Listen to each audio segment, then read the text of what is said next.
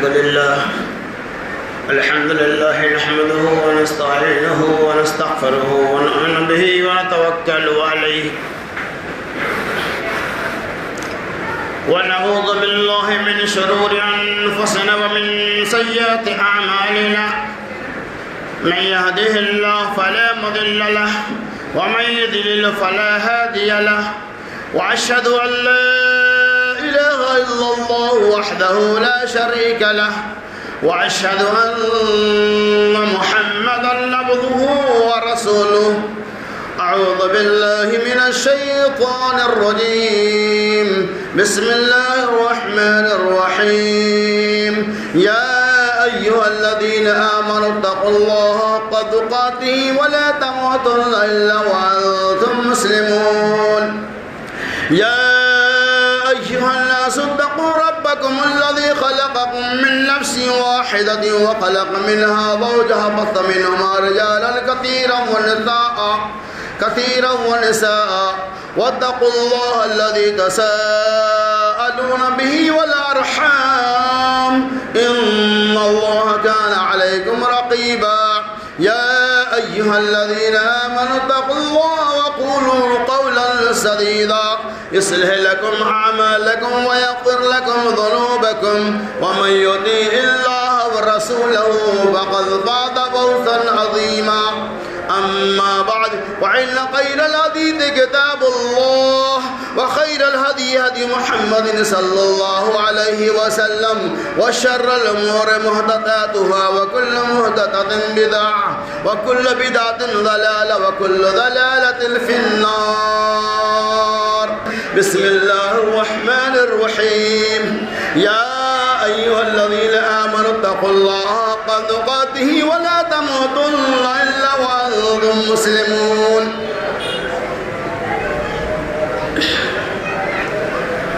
عن أبي هريرة رضي الله عنه قال قال رسول الله صلى الله عليه وسلم حق المسلم على المسلم ستة إذا لقيته فسلم عليه وإذا دعاك فعجبه وإذا عطس فحمد الله وشمته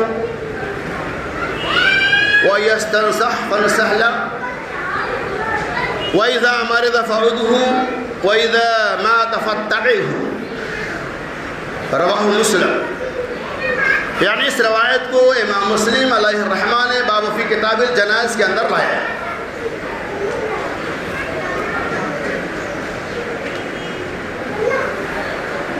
اللہ تبارک و تعالی نے اعلان فرمایا یا ایھا الذین آمنوا اتقوا اللہ حق تقاتہ ولا تموتن الا وانتم مسلمون. اور اپنے رب سے ڈرو, اللہ تبارک و تعالی سے ڈرو جیسا کہ اللہ سے ڈرنے کا حق ہے. وَلَا تَمُوتُنَّ إِلَّا وَأَنْتُمْ مُسْلِمُونَ, اور تم نہ مرو اس حال میں کہ مسلمان ہو کر. یعنی مسلمانوں کے دلوں کے اندر خوف اور ڈر صرف اللہ تبارک و تعالیٰ کا ہونا چاہیے. اللہ رب العالمین کا جب آپ کے دلوں کے اندر خوف پیدا ہو جائے گا, اللہ تبارک و تعالیٰ کے احکامات اور محمد رسول اللہ صلی اللہ علیہ وسلم کے فرمودات سے آپ ڈرتے رہیں گے تو اسلام کے جو اصول اور ضابطے ہیں ان تمام اصولوں کی پابندیاں اللہ سے خائف کی بنیاد پر کرنے میں آسانی ہو جاتی ہے. انسان کو اللہ تبارک و تعالی نے پیدا کیا, ان کے اوپر کچھ ذمہ داریاں بھی ہیں, مسلمانی اعتبار سے کچھ حقوق بھی ہیں. چند حقوق کی میں وضاحت کروں گا جس کی تفصیل حدیث پاک کے اندر موجود ہے. حضرت ابو ہریرہ رضی اللہ تعالی عنہ کہتے ہیں رسول اللہ صلی اللہ علیہ وسلم نے ارشاد فرمایا حق المسلم علی المسلم ستہ, ایک مسلمان کا دوسرے مسلمان پہ 6 حقوق واجب ہیں. یعنی جب اللہ سے آپ ڈرنے والے ہو جائیں گے, رسول اللہ کی اتباع کرنے والے ہو جائیں گے. تو جو حقوق بے شمار ہے اس حدیث پاک کے اندر 6 حقوق کا تذکرہ اللہ کے نبی صلی اللہ علیہ وسلم نے اپنے ماننے والوں سے کیا ہے. اذا لقیتہ وسلم علیہ، کہ ایک مسلمان کا ملاقات جب دوسرے مسلمان سے ہو تو اذا لقیتہ وسلم، جب مسلمان سے ملے تو کیا کہیں؟ فسلم علیہ، سے سلام کرے. وَإِذَا دَعَاكَ فَأَجِبْهُ، اور جب مسلمان اپنے مسلمان بھائی کو دعوت دے تو اس کی دعوت کو قبول کرو. وَإِذَا عَطَسَ فَحَمِدَ اللَّهُ وَشَمَّتْهُ، اور جب مسلمان بھائی کو چھینک آئے تو اللہ کی تعریف، اللہ کی حمد بیان کرو. وَإِذَا اسْتَنصَحَكَ فَانصَحْ لَهُ، اور جب کوئی بھائی آپ سے خیر خواہی کا مطالبہ کرے تو فانصح لَهُ، اس کے لیے خیر خواہی کرو. وَإِذَا مَرِضَ فَعُودْهُ، اور جب کوئی بھائی بیمار پڑ جائے تو آپ اس کی عیادت کرو. وَإِذَا مَاتَ فَاتَّبِعْهُ، اور جب کسی کا انتقال ہو جائے فَاتَّبِعْهُ، اس کی اتباع کرو، اس کی جنازے کی نماز پڑھو. یہ مسلم شریف کی صحیح روایت ہے. اس حدیث پاک کے اندر 6 حقوق کا تذکرہ کیا گیا ہے. ان 6 حقوق کی تفصیلات تو ممکن ہی نہیں ہے اتنے سے وقت میں، لیکن اصل جو میرا فوکس ہوگا آج کے خطبہ جمعہ میں فَإِذَا مَاتَ فَاتَّبِعْهُ، کہ جب کسی کا انتقال ہو جائے تو آپ اس کے جنازے میں شریک ہو جاؤ. مطلب یہ جب کسی کی موت ہو جائے تو جنازہ آپ کو پڑھنا ہے. عام طور پہ آپ کے ذہن و دماغ میں سوال آتا ہوگا، اسی سوال کو سامنے رکھتے ہوئے میں نے اس خطبہ جمعہ کو تیار کیا. مرنا تو برحق ہے، جنازہ بھی پڑھنا ہے، لیکن اگر کسی بچے کا انتقال دنیا میں آنے سے پہلے ماں کے پیٹ کے اندر ہی ہو جائے تو اس بچے کی جنازے کا کیا حکم، انشاءاللہ میں اس کی وضاحت کروں گا.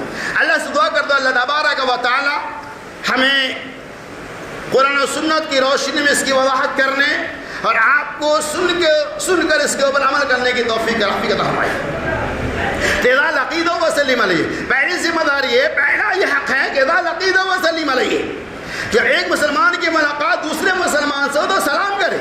چونکہ سلام ایک تعارف ہے، سلام ہمارے لیے محبت کا ذریعہ ہے، سلام ہمارے لیے عدوت کی دوری ہے، سلام ہمارے لیے نفرت و کینہ کو دور کرنے والا شے ہے. اسی لیے رسول اللہ صلی اللہ علیہ وسلم پہلا اذا لقیتہ وسلم علیہ، ایک مسلمان کی ملاقات جب دوسرے مسلمان سے ہو تو اسے سلام کرے، السلام علیکم ورحمۃ اللہ وبرکاتہ کہیں. یہ مسلمان کے حقوق ہے. اسلام میں دیکھیے کتنا خیال رکھا گیا. اگر کوئی غیر مسلم بھی سلام کرے، اسی کا نام تو اسلام ہے. کہتے ہیں اسلام غیروں کے لیے نہیں، ایسا نہیں، اسلام سب کے لیے ہے. ایک مسلمان کی ملاقات تو سلام کریں گے، تو کیا اگر کوئی غیر مسلم سلام کرے گا تو آپ جواب نہیں دیں گے؟ نبی صلی اللہ علیہ وسلم اس کا طریقہ بتلایا کہ اگر کوئی مسلمان کسی مسلمان سے ملے تو وہ سلام کرے، اگر کوئی غیر مسلم بھی سلام کرے تو اس کا جواب دو. کیسا؟ اس طرح سے. اگر کوئی غیر مسلم آپ کو یہ کہتا ہے بہت سارے مسلم ہیں غیر مسلم ایسے ہیں، نبی نے یہ نہیں کہا کہ وہ غیر مسلم جواب مت دو، نبی نے طریقہ بتایا. اگر کوئی غیر مسلم آپ سے یہ کہتا ہے السلام علیکم ورحمۃ اللہ، ایسا کہتے بھی آپ کو کیا کہنا ہے؟ وہ علیکم و علیکہ، یہ طریقہ ہے. جواب نہیں دینا ہے سر، جواب دینا وہ علیکہ یا وہ علیکم، اتنا جواب کہنا ہے. یا وہ اپنے زبان کے آداب کہتا ہے، آپ بھی آداب کہہ دیں گے اپنے زبان میں. اگر وہ شرکیہ لفظ استعمال کرتا ہے، پرنام فلاں صاحب، آپ کو پرنام نہیں کہنا. تو بہر خلاصہ یہ کہ اذا لقیتہ وسلم علیہ، جب ملاقات ہو سلام کرو. دوسری ذمہ داری یہ ہے، دوسرا حقوق یہ ہے کہ وَإِذَا عَطَسَ فَحَمِدَ اللَّهُ، جب چھینک آئے تو وَشَمَّتَ اللَّهُ، اللہ تبارک و تعالیٰ کی ثنا و تعریف بیان کریں. مطلب یہ ہوا کہ چھینک آپ کو آئے تو آپ یہ کہو الحمدللہ. سننے والا جو بھائی موجود ہے وہ کہے گا یرحمک اللہ، اور پھر آپ جواب دیں گے یہدیکم اللہ ویصلح بالکم. اس کا معنی یہ ہوا تمام تعریف اللہ رب العالمین کے لیے. یرحمک اللہ جواب دیں گے اللہ آپ کے اوپر رحم کرے، وَيَهْدِيكُمُ اللَّهُ وَيُصْلِحُ بَالَكُمْ، اللہ آپ کو ہدایت دے اور آپ کے اعمال کی اصلاح کر دے. اس طرح سے جواب دینا ہے، ہمیں اس کا احساس نہیں. لیکن میں آپ کو بتا حدیث سن لیجیے. ایک یہودی نبی صلی اللہ علیہ وسلم کے سامنے بیٹھ کر جان بوجھ کر چھینک کیا، قصداً چھینکا. کیوں؟ کیونکہ اسے اسلام کی تعلیم معلوم تھا کہ چھینک کا جواب دینا ہے. تو اس لیے ایسے اس یہودی نے چھینک کیا اور وہ پڑھا بھی چھینکا. نبی صلی اللہ علیہ وسلم نے اسے کیا جواب دیا؟ مطلب یہ بتاتا غیر مسلم بھی چھینکے تو اس کا جواب بھی دینا آپ کا واجب ہے. یہ نہیں غیر مسلم جواب دیں گے طریقہ کیا وہ دیکھیے. نبی صلی اللہ علیہ وسلم کے سامنے اس یہودی نے چھینکا، آپ صلی اللہ علیہ وسلم کیا کہا؟ یہدیکم اللہ ویصلح بالکم، اللہ آپ کو ہدایت دے، اللہ آپ کے اعمال کی اصلاح کرے. یرحمک اللہ نہیں. تو خلاصہ یہ ہے کہ اگر کوئی کسی کو چھینکائے وہ الحمدللہ کہے، سامنے والا یرحمک اللہ کہے، اور پھر وہ جواب میں کہے گا یہدیکم اللہ ویصلح بالکم. یہ دوسرا حقوق. تیسرا حقوق کیا ہے؟ وَإِذَا اسْتَنصَحَ وَإِذَا دَعَاكَ فَأَجِبْهُ. نمبر 3، اور اگر آپ کو کوئی دعوت دے تو اس دعوت کو آپ کو قبول بھی کرنا ہے. دے تو اس دعوت کو قبول کر لو، چاہے وہ کھانے کی دعوت ہو، چاہے وہ اسلام میں پروگرام میں شرکت کی دعوت ہو. وہ عجیب ہو جب آپ کو کوئی دعوت دے ولیمے کی، عقیقے کی، قربانی کی وغیرہ وغیرہ، تو اس دعوت کو قبول کرنا ہے. آنکھ بند کر کے نہیں، اصول اور ضابطہ نے بھی نہیں بتلایا. دعوت کا قبول کرنا یہ واجب ہے. ایک مسلمان کے اوپر یہ دوسرے مسلمان کا حق ہے. فَإِذَا دَعَا فَأَجِبْهُ، جب کوئی دعوت دے تو دعوت کو قبول کر لے، ہے کہ نہیں؟ لیکن بسا اوقات ہمارا بھائی ہمیں ایسی دعوت دیتا ہے جو دعوت شرک کے اوپر مبنی ہوتا ہے، جو دعوت بدعت کے اوپر مبنی ہوتا ہے، جو دعوت قرآن و سنت کے خلاف عملوں پہ معمول ہوتا ہے، جو دعوت شرک و کفر کے بنیاد پر ہوتا ہے. ایسی دعوتوں میں ہمیں جانے کی قطعی ضرورت نہیں. دعوت تو قبول کرنا ہے، لیکن اگر یہ آپ کو معلوم ہے یہ شرکیہ دعوت ہے، یہ کفریہ دعوت ہے، یہ بدعیہ دعوت ہے، تو ایسی دعوتوں میں جانا چاہتے ہیں. فَإِذَا دَعَا فَأَجِبْهُ، جب کوئی آدمی دعوت دے تو اس کی دعوت کو قبول کر لو. وَيَسْتَنصَحْ فَانصِحْ لَهُ، اور جب کوئی بھائی آپ سے خیر خواہی طلب کرے، کوئی بھائی آپ سے اچھا مشورہ طلب کرے، تو آپ کی دینی اور اخلاقی ذمہ داری ہے. ایک مسلمان کا دوسرے مسلمان پہ حقوق واجبہ کی بنیاد پر آپ کی ذمہ داری ہے. وَإِذَا تَنْصَحْ فَانْصِحْ لَهُ، کہ جب آپ سے وہ خیر خواہی چاہے تو آپ ان کے لیے خیر خواہی کرو. خیر خواہی مطلب یہ کیا ہوتا ہے؟ ان کی رہنمائی کرنا، نماز کی دعوت دینا، یہ نماز کی خیر خواہی کرنا. کسی بھائی کو کسی برائی سے روک دینا، یہ اس کے لیے خیر خواہی کرنا ہے. کسی بھائی کو کسی اچھے کام کے لیے مشورہ دے دینا، یہ اس کے لیے خیر خواہی ہے. اور اس کی دلیل دیکھیے، رسول اللہ صلی اللہ علیہ وسلم کے سامنے جب کوئی ایمان میں داخل ہوتا، جب کوئی اسلام میں داخل ہوتا، تو آپ صلی اللہ علیہ وسلم ان سے بیعت لیتے. آپ سنیں، چونکہ میرا موضوع یہ نہیں، میں اشارہ کر رہا ہوں. بیعت لیتے جہاں بہت ساری باتوں پر بیعت ہوتا، آپ سن لیجیے، جیسے کہ چوری نہیں کریں گے، زنا نہیں کریں گے، شرک نہیں کریں گے. وہاں آپ یہ بھی بیعت کراتے کیا؟ وَالنُّصْحُ لِكُلِّ مُسْلِمٍ، اس بات کا بھی عہد کرو کہ ہر مسلمان کے ساتھ ہم خیر خواہی کا جذبہ رکھیں گے. جب اس وقت میں جب وہ اسلام میں داخل ہونے لگتا، تب محمد رسول اللہ صلی اللہ علیہ وسلم کہتے کہ اس بات کا بھی عہد کرو، بیعت میں یہ بھی بات شامل کر لو، وَالنُّصْحُ لِكُلِّ مُسْلِمٍ، یہ کہ ہر مسلمان کے لیے خیر خواہی کا جذبہ رکھیں. 5واں کیا ہے؟ وَإِذَا مَرِضَ فَعُودُهُ، اور جب کوئی بھائی بیمار پڑ جائے تو آپ ان کی عیادت کرو. یعنی معاشرے کے اندر، سماج کے اندر، یہ تو مسلمان کے حقوق ہیں، لیکن آپ کے پڑوسی میں اگر کوئی غیر مسلم بھی ہے تو آپ کی ذمہ داری ہے کہ آپ ان کی عیادت کریں. حدیث پاک اس سلسلے میں موجود ہے کہ نبی صلی اللہ علیہ وسلم نے غیر مسلموں کی بھی عیادتیں کی ہے. اسی لیے فرمایا وَإِذَا مَرِضَ فَعُودُهُ، جب کوئی بیمار پڑ جائے تو آپ ان کی عیادت کرو، یعنی تیمارداری کرو، ان کے پرسان حال کے لیے ان کے گھر جاؤ. بیمار پڑ جائے تو آپ ان کی عیادت کرو. جب تک آپ بیمار کی عیادت کریں گے، اللہ تبارک و تعالیٰ کی طرف سے فرشتے آپ کے لیے دعا کریں گے۔ نبی صلی اللہ علیہ وسلم فرمایا کہ اگر کوئی بندہ صبح میں عبادت کرنے کے لیے جاتا ہے،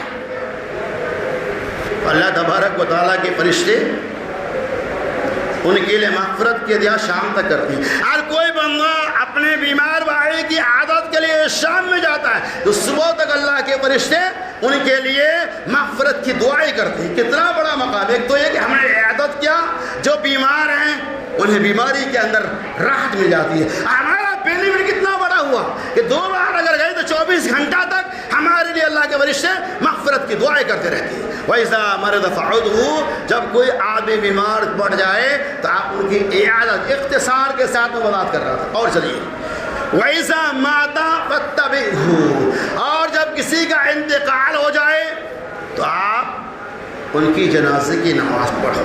موت پر حق ہے، ہر کسی کو مرنا ہے، بوڑھا ہو، جوان ہو، عورت ہو، مرد ہو، بچہ ہو، جو بھی ہو، ہر کسی کے لیے موت واقع ہے۔ نبی صلی اللہ علیہ وسلم نے ارشاد فرمایا وَإِذَا مَاتَ فَاتَّبِعْهُ، اور جب کسی کا انتقال ہو جائے تو آپ ان کی جنازے کی نماز پڑھو، آپ ان کے لیے مغفرت کی دعا۔ جب کسی آدمی کا انتقال ہو جائے تو ان کی جنازے کی نماز پڑھو، ان کے پیچھے پیچھے ان کے ساتھ چلو، انہیں دفناؤ، انہیں کفناؤ۔ یہ الگ بات ہے، یہ فرض کفایہ ہے۔ لوگ فرض کفایہ سمجھتے ہوئے اس کی طرف توجہ نہیں دیتے، لیکن اس فرض کفایہ میں کتنا بڑا بینیفٹ ہے آپ کے لیے وہ تو ذرا دیکھو۔ نہیں جائیں گے کوئی بات نہیں، لیکن اتنا بڑا بینیفٹ ہے۔ میں نے دیکھا آج مسلمان ہیں، جنازے کے ساتھ میں چلتے ہیں، اور جب امام صاحب جنازہ پڑھانے کے لیے تیار ہوتے ہیں 8-10 مسلمان پیچھے کھڑے ہو جاتے ہیں۔ پوچھا گیا کیوں بھائی؟ بولتے ہیں سب ہم ناپاک۔ بولو میت سامنے پڑی ہوئی ہے، جنازے کی نماز تیار ہو رہا ہے، ہم پیچھے نکل کے کھڑے ہیں، کیوں؟ بولے ہم ناپاک ہے، پانی نہیں نہائے۔ یہ مسلمان ہیں، ایسے بھی مسلمان ہیں، جنازہ سامنے رہتے ہوئے آپ ناپاک اس لیے جنازے کی نماز نہیں پڑھ رہے۔ بتائیے آپ جب مر جائیں گے تو آپ کی کیا حالت ہوگی؟ لہٰذا ایسا آپ نہ کریں۔ آپ کی ایک مسلمان ہونے کی حیثیت سے آپ کی ذمہ داری ہے اپنے بھائی کے جنازے کی نماز شرکت کریں، ان کے لیے آپ دعائیں مغفرت کریں۔ اور چلیے جو اصل پوائنٹ ہے وہ یہ کہ بڑے کا انتقال ہوگا، سب کو جانتے ہیں۔ کبھی کبھار ایسا مسئلہ میرے سامنے آتا ہے، یعنی دنیا میں آنے سے پہلے اس بچے کا انتقال ہو جاتا ہے، اور جب ولادت ہوتی ہے اس حال میں کہ بچہ مرا ہوا ہوتا ہے، اس کے جنازے کے بارے میں کیا ہوگا؟ بہت غور سے آپ سنیے، اس کے جنازے کے بارے میں کیا ہوگا؟ اگر کوئی بچہ ماں کے شکم میں ہی وفات پا گیا، اس کے بارے میں علماء کے درمیان مختلف رائے اختلاف ہے، لیکن انشاءاللہ میں ان اختلافات کا بھی اشارہ کروں گا۔ پہلے حدیث سن لیجیے۔ حضرت مغیرہ بن شعبہ رضی اللہ تعالیٰ عنہ کہتے ہیں رسول اللہ صلی اللہ علیہ وسلم نے فرمایا کہ جب کسی بچے کی وفات، یعنی کسی خاتون کا اسقاط حمل ہو جائے، اس کا بچہ گر جائے، یعنی وہ بچہ مرا ہوا پیدا ہو جائے، تو نبی صلی اللہ علیہ وسلم ان کی جنازے کی نماز پڑھنی چاہیے، اور ان کے ماں باپ کے لیے، ان کے والدین کے لیے مغفرت کی دعا کرنی چاہیے۔ اس روایت کو امام ابو داؤد علیہ الرحمہ نے نقل کیا۔ اس حدیث کی روشنی میں عبداللہ ابن عمر رضی اللہ تعالی عنہ بھی اسی بات کے قائل ہیں کہ اگر کسی بچے کا انتقال ماں کے شکم کے اندر ہی ہو جائے اور وہ پیدا ہوئی سالہ کو مرا ہوا ہے، اس کی جنازے کی نماز عبداللہ ابن عمر کے یہاں بھی جائز ہے، اور ابن مسیب رحمۃ اللہ علیہ کے یہاں بھی جائز ہے۔ اور چلیے آگے، امام سفیان ثوری رحمۃ اللہ علیہ اور امام شافعی رحمۃ اللہ علیہ کے یہاں جائز نہیں۔ وہ کہتے ہیں کہ بچہ اگر پیدا ہوگا، جب تک رونے کی آواز دنیا میں نہیں آئے گی، ان کی جنازے کی نماز آپ نہیں پڑھ سکتے۔ امام ترمذی علیہ الرحمہ نے دونوں طرح کی روایتوں کو نقل کیا ہے، دونوں طرح کی روایت ہم جرح کرتے ہیں۔ ایک روایت تو یہ کہ اگر کوئی بچہ ماں کے شکم میں ہی وفات پا جائے تو ان کی جنازے کی نماز آپ پڑھ سکتے ہیں. اس کے بارے میں قول میں. اور چلیے دو امام احمد بن حنبل رحمۃ اللہ علیہ اور امام اسحاق رحمۃ اللہ علیہ کا یہ قول موجود ہے. اگر کوئی بچہ دنیا میں آنے سے پہلے ہی وفات ہو جائے ان کی جنازے کی نماز پڑھنی جائز ہے، اس لیے کہ وہ بچہ مکمل طور میں ایک بچہ ہو چکا ہے. اور دوسری دلیل ہے اسحاق بن راویہ اور امام احمد رحمۃ اللہ علیہ اس طرح سے پیش کرتے ہیں کہ جب ماں کے شکم میں بچہ ہوتا ہے، بچہ جب پل رہا ہوتا ہے اور اس بچے کی عمر جب 4 سال کی ہو جاتی ہے تو اللہ تبارک و تعالیٰ کی طرف سے مقرر کردہ فرشتے آتے ہیں، بچے کے جسم کے اندر روح ڈال دی جاتی ہے، یعنی روح ڈالی جاتی ہے، اس کی عمر لکھی جاتی ہے، اس کی تقدیر لکھی جاتی ہے، پھر بڑے ہو کر کیا بنیں گے نہیں بنیں گے تمام چیزوں کو فرشتے آ کر لکھ دیتے. 3-4 چیزوں کا تذکرہ ہے. اس حدیث کی روشنی میں امام اسحاق رحمۃ اللہ علیہ نے مسئلے کو واضح کیا کہ 4 مہینے کے بعد چونکہ وہ بچہ مکمل طور پہ ماں کے شکم میں تیار ہو رہا ہوتا ہے، وہ بچہ انسان بن چکا ہے، اب اس کی پرورش و پرداخت ہو رہی ہوتی ہے، وہ بچہ ماں کے شکم کے اندر پل رہا ہوتا ہے. لہٰذا اگر وہ پیدا ہونے سے چند گھڑی یا چند دن پہلے وفات پا جاتے ہیں اور اس بچے کی ولادت موت کی حالت میں ہوتی ہے، لہٰذا اس حدیث کی روشنی میں اگر آپ چاہیں اس بچے کی جنازے کی نماز کو آپ پڑھ سکتے ہیں، کوئی مسئلہ جائز ہے. لیکن اگر کوئی آدمی نہیں پڑھنا چاہے تو سفیان ثوری رحمۃ اللہ علیہ کے حوالے سے اس حدیث کی روشنی میں کہ جب تک بچہ جب ماں کے شکم سے نکلے جب تک ان کی آواز نہ آئے، رونے کی آواز نہ آئے، ان کی جنازے کی نماز نہیں پڑھ سکتے. ایسی بھی روایت ہے. ان تمام روایتوں کا خلاصہ یہ ہے کہ اگر بچے کی ولادت ایسے حالت میں ہوئی ہے کہ دنیا میں آیا لیکن رویا نہیں، بعض ائمہ اور حدیث کی روشنی میں آپ جنازے کی نماز پڑھ سکتے ہیں. بعض امام کے قول اور رائے کے مطابق ان کی جنازے کی نماز نہیں پڑھ سکتے ہیں. خلاصہ یہ ہے کہ آپ کے ثواب و دین پہ ہیں، لیکن زیادہ بہتر اور افضل یہ ہے کہ آپ اس بچے کی جنازے کی نماز پڑھیں تاکہ اس بچے کو نہیں تو کم از کم جنازے پڑھنے کی وجہ سے ان کے والدین ماں باپ کو اس کا ثواب مل سکے. اللہ تبارک و تعالیٰ سے دعا گو کہ رب العالمین ہمیں اور آپ کو ایک مسلمان کے اوپر دوسرے مسلمان کے جو حقوق ہیں اسے سمجھ کر اس کے اوپر عمل کرنے کی توفیق رفیق عطا فرمائے. اے رب العالمین ہم میں جو بھائی بیمار ہیں انہیں تو شفائے کاملہ اور عاجلہ عطا فرما دے. اے رب العالمین ہمارے جو بھائی بدین ہیں اسے دیندار بنا دے. اے رب العالمین ہمارے جو بھائی بے نمازی ہے اسے نمازی بنا دے. اے رب العالمین ہمارے جو بھائی دین سے بھٹکے ہوئے اے اللہ انہیں راہ راست پر تو لا کھڑا کر دے. اے رب العالمین ہمارے جو بھائی قرض تلے دبے ہوئے ان کے قرض کی ادائیگی کے اسباب پیدا کر دے. اے اللہ جب ہمارے جو بھائی اور اولاد کی نعمت سے محروم ہیں اے اللہ ان کو نیک اور صالح اولاد عطا فرما دے. اے رب العالمین جب تو دنیا میں زندہ رکھنا چاہتا ہے اسلام میں زندہ رکھ، جب بھی ہمارا خاتمہ بالخیر ہو. آمین. وآخر دعوانا ان الحمد للہ رب العالمین.